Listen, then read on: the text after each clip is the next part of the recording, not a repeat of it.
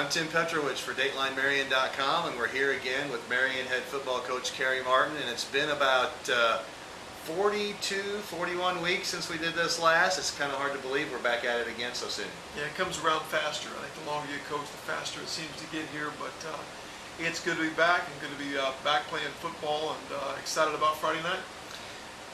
We have to talk about this because fans are going to start to see this, especially not this weekend, but next weekend when they come to the first home game. But a lot of things going on here at the school, right. And I know you guys do a lot over the summer and rely a lot over your summer work to get prepared for the football season. With the new construction, being displaced from the football field, things like that, and your practice field as well, how has that affected the way you've done things, and how well have the kids adjusted to that? Kids have been great. You know, it's been an inconvenience more than anything. I mean, we've had to walk a longer distance and drag water with us different places and prepare coolers at point A and take them to point B, but our kids have handled it great. We told them it's not an excuse. We're blessed to have the facilities we have. We've lost our practice field, which has been here for a very long time, and had to use the old soccer field and the band practice field, but our kids have handled it really well, and we've had a very good summer. Well, giving that up is paying off now because the new field is finished. You were on it last week for the scrimmage. You practiced on it.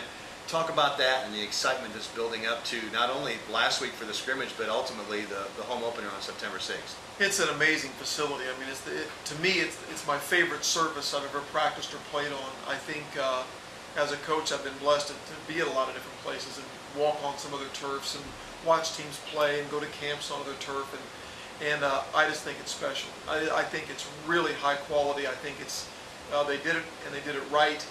It's a great surface. We're extremely proud of it. The new scoreboard is amazing, sound system wise, graphics wise. You know, we're in the beginning stages of an overhaul of our school, and we have some other exciting things coming to our program and to our school and to the sports teams here, but we're off to a great start because that surface and that scoreboard are special. We have new bleachers in the west end zone, which I think is a great vantage point to see a game from. So Friday night was a great indication, I think, of what's to come, and facility-wise, it's a huge upgrade. Well, you got new buildings, new fields, all the new scoreboards, all that. Ultimately, it's the kids on the field that make the difference. And talk a little bit about this year's Wildcat group. And of course, you've got some familiar names coming back, especially in some of the skilled positions. Brant Hill returns, Mitch Bartle and John Dalton, Jared Doris. You've got several names of kids who have played. Talk about this team and talk about some of the key players on this team. Well, first of all, you're right. I mean, the scoreboard and the turf and all that's great. It doesn't put any points on the board, so we don't get it. We don't get a head start because of that. It's just we tell the kids constantly, it's great, but now you have to still go out and earn it. And we do have some good returning players. Olympus Graham on the offensive line. Brant Hill played a lot, as you mentioned. John Dalton, Jared Doris. On defense, Justin Nicholson, Tyrone Maples, Hunter Odom. So there are a number of returning players. Jordan Bradford on both sides of the ball, I think, will be an impact player. But, you know, we feel like we have a nice mix of returning players plus new players stepping into new roles. And so far this summer having a real good camp. And we're excited about the blend of experience with new blood, and real proud of our lower level coaches for getting our kids ready to take that step up to the next level. But we've got some faces we're going to miss, and you know, certainly we don't pretend that it's easy to replace a Matt Lewis or Henry Jones or Brock Stiegel, but we are excited about these young guys and what they can bring, and there's a nice energy to the team and a good attitude, and we're just excited to get things going. But I think fans will like the work ethic and the attitude of this bunch. One thing that I think people are going to see is, and you don't want to compare teams, but I think styles, maybe not styles, but the abilities of the players. This team, especially on the line, I think is going to compare more to your teams from 2006, 2007, 2008 that weren't quite as big, but are pretty quick, as opposed to some of the teams in the last few years that have had some pretty good size. Yeah, I agree. I think, you know, we've been through a lot now. Having been in this spread system going on 9 years, we have seen a lot. We've had big lines and small lines and quick kids You know, we've had good receivers that were possession type guys. Plus, we've got some burners on the receiving core. We've been through kind of like every kind of back receiver line you can have.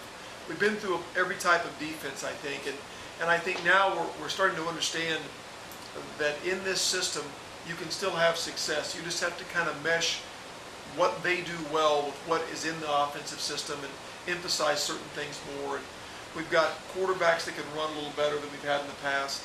We have an offensive line that may be a little quicker in space.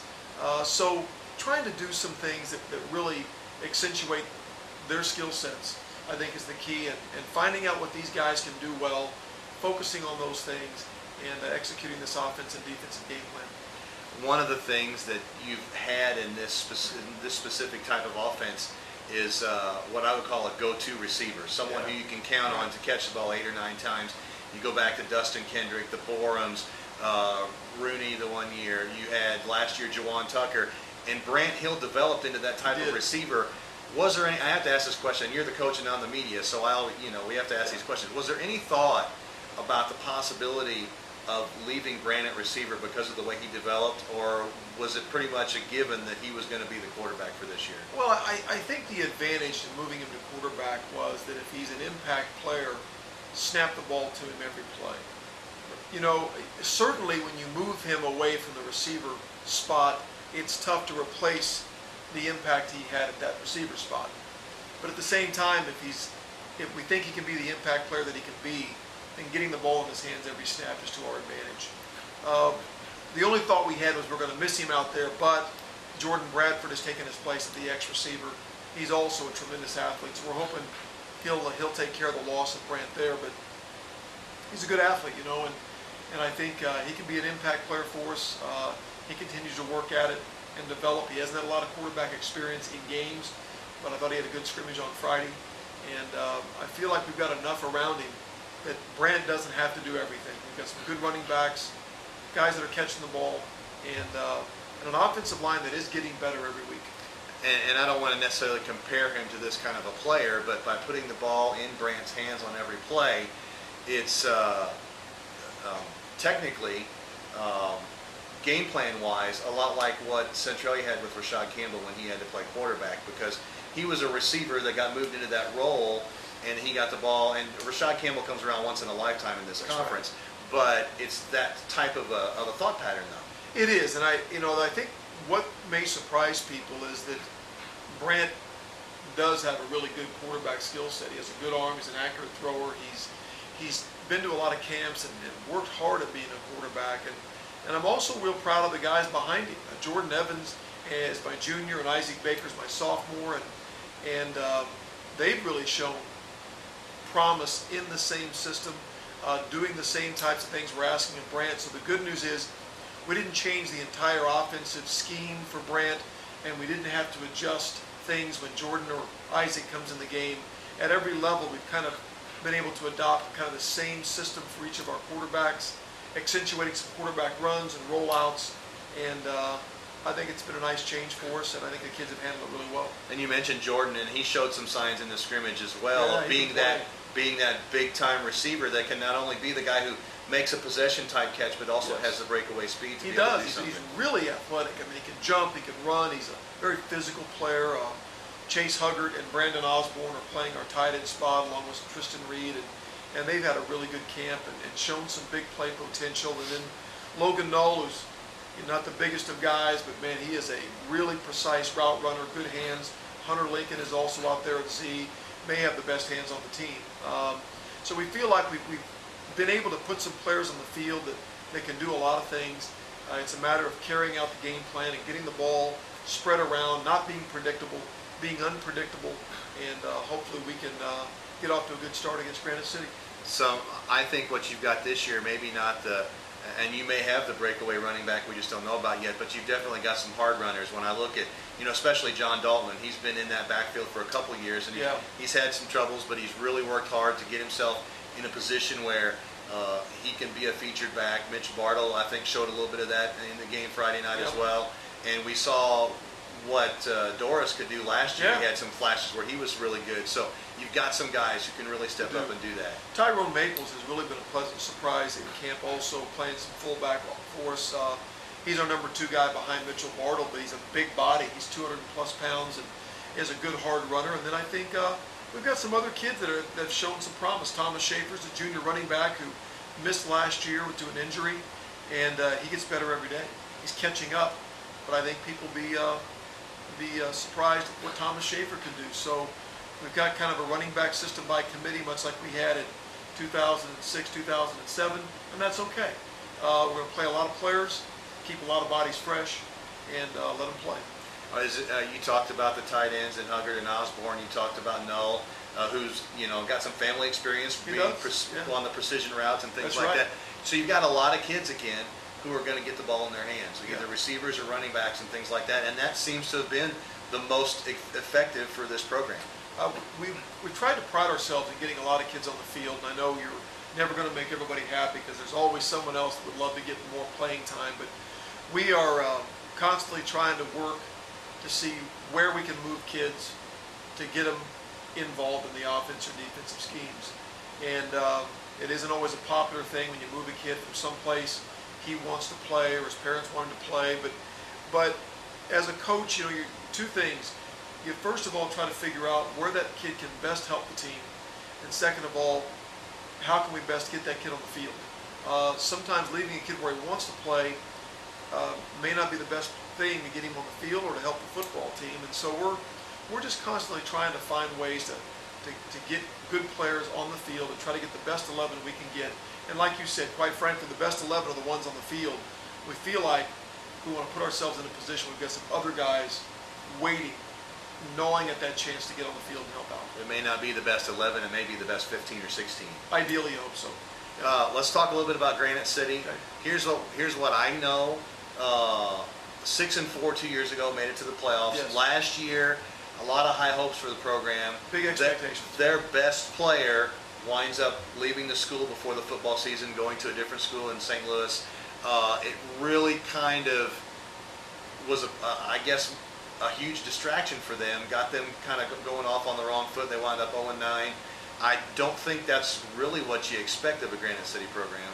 No, they were much more talented than that record, and I think there was, from what we know, and I don't know this other than what people tell me or what you read or hear from other people, but they did have some issues, and losing that really good running back early, I'm sure, was a distraction. But there's a fine line in that conference.